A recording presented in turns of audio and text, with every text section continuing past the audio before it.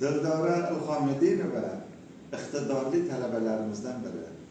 U hozir Iroda g'alabasi degan bir she'rni ifodali o'qib beradi. Marhamat qizim. Iroda g'alabasi. Ko'hna tarix kitobiga xat bita olgan. Oltin qo'lli bunyodkorlik shevasidir bu.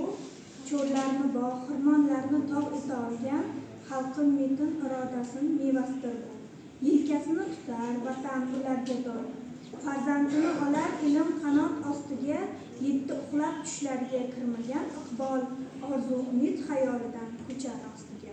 Bugun olam ko'zi boqar Parij tomonga, yana o'zbek mo'jizasi etmoqda davom. Yillar o'tgan sari ajib bir yasharishda, istiqlolim ko'p yarashgan qadimiy ma'mur. Oltin nishon qutlug' bo'lsin asila qizlar.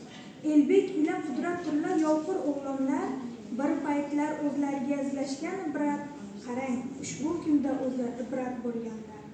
Hammamiz ham farzandlarimiz el ila yurtga, jannatlardan o'lga olgan go'zal bo'stoni. Quvonganda qutlug' so'zlar keladi tilga, g'alabang muborak bo'lsin O'zbekiston. Yasha. Bu g'alabani sizlar o'zlaringizning ilm ma'rifatlaring bilan davom ettirishlaringga tilakdoshmiz. Rahmat.